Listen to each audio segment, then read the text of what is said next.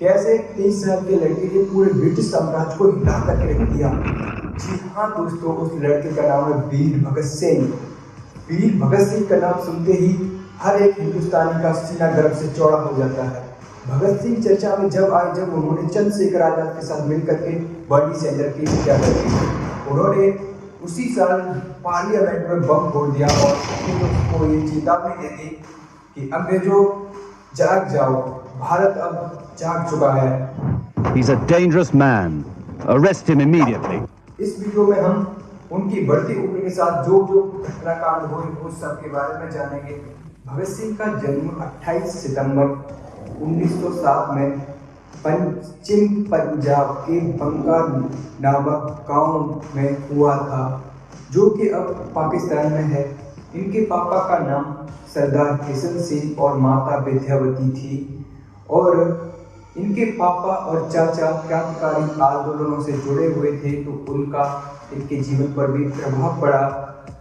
शुरुआत में इनकी शिक्षा इनके गांव में हुई, बाद में इन्होंने नेशनल कॉलेज में दाखिला लिया। जब ये नेशनल कॉलेज में पढ़ रहे थे तो उसी समय अमृतसर में 13 अप्रैल 1919 में जलियांवाला बाग हत्याकांड हो गया। जब इनको इसके बारे में सूचना मिली तो ये मीलों दूर पैदल चल करके जलियांवाला बाग हत्याकांड पर पहुंचे। जब ये हत्याकांड हुआ तब भगत सिंह केवल 12 साल के थे। इस हत्याकांड का इनकी सोच पर गहरा प्रभाव पड़ा। इन्होंने कुछ दिनों बाद नेशनल कॉलेज की पढ़ाई छोड़ दी और भारत की आज़ादी के लिए नौजवान भारत सभा का गठन किया। 1922 में चौरी हत्याकांड के बाद गांधी जी ने किसानों का साथ नहीं दिया। जनता इनके रास्ते पर चलने लग गई तो इससे हमारे समाज की रचना नहीं होगी। तो इन्हें विश्वास हो गया कि अहिंसात्मक तरीके से कुछ नहीं होने वाला। तब इन्होंने चंद्रशेखर आजाद की गदर पार्टी की सदस्यता ली और सशस्त्र क्रांति का रास्ता अपनाया। कानपुर हत्याकांड में रामप्रसाद बिस्मिल सहित 4 लोगों को फांसी की सजा हुई और उनके साथ 16 लोगों को आजीवन कारावास की सजा हुई। इससे भगत सिंह नाराज हुए तो उन्होंने चंद्रशेखर आजाद की पार्टी ज्वाइन कर ली, जिसका नाम था हिंदुस्तान रिपब्लिक ऑफ एसोसिएशन। उन्होंने उस पार्टी को ज्वाइन करके उसको एक नया नाम दिया, Hindustan socialist Republic of association. Hindustan socialist Republic of association का एक उद्देश्य था, उद्देश्य ये था कि सेवा, पीड़ा, त्याग झेल सकने वाले नवयुवक तैयार करना। भगत सिंह अपने सशस्त्र क्रांतिकारी दल के प्रमुख नेता राजगुरु सुखदेव चंद्रशेखर आजाद के साथ अपना प्रभुत्व बना चुके थे। जब साइमन कमीशन आया तो लोगों ने उसका विरोध प्रदर्शन किया और उस विरोध प्रदर्शन में लाला लाजपत राय शामिल थे।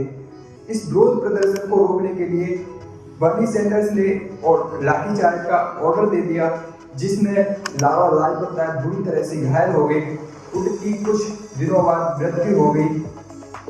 लाला लाजपत राय की मौत का बदला लेने के लिए उन्होंने लाठीचार्ज करने वाले कमांडिंग ऑफिसर को मारने की योजना बनाई। योजना के तहत राजगुरु और भगत सिंह कोतवाली के सामने टहलने लगे और जयगोपाल ने अपनी साइकिल में ऐसा दौड़ मचाया कि जैसे वो खराब हो गई हो।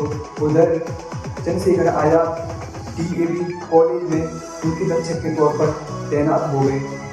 जयगोपाल के कहने पर दोनों सचेत हो गए। 27 दिसंबर 1927 को PT सैंडर्स के आते ही राजगुरु ने गोली मारी और 4 गोली भगत सिंह ने मारी और PT सैंडर्स को वही सुला दिया।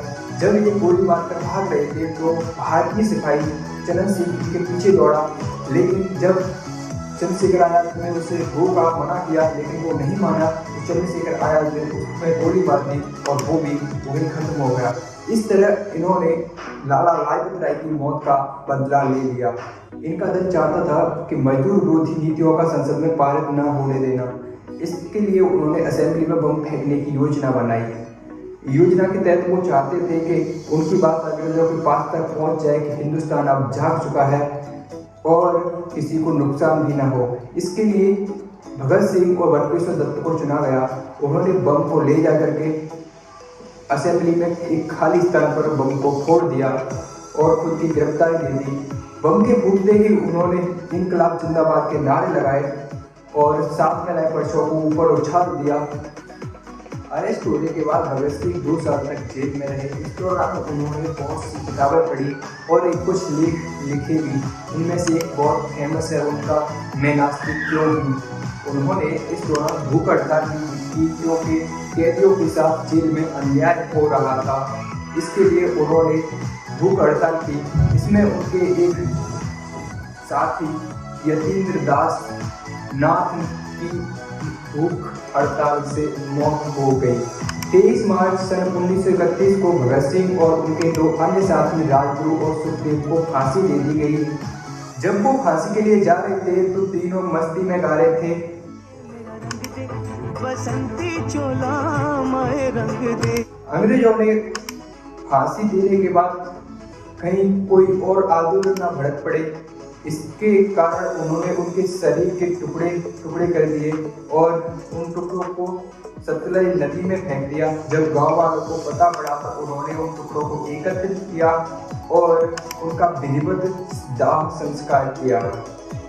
Thank you so much guys कि आपने ये वीडियो देखी। मैंने एक छोटी सी कोशिश की है अपने भारत के शेर आजमगढ़ हिंद भगत सिंह के लिए कुछ है, तो मैं उम्मीद करता हूँ कि आपको वीडियो अच्छी लगी होगी। अपने देश के लिए एक नौजवान ने 23 साल की उम्र में अपनी जान दे दी। बहुत ही इंस्पायरिंग स्टोरी है इनकी एक किताब है मैं नास्तिक क्यों हूँ, बहुत ही अच्छी है। आप उसे एक बार पढ़ के देखिएगा।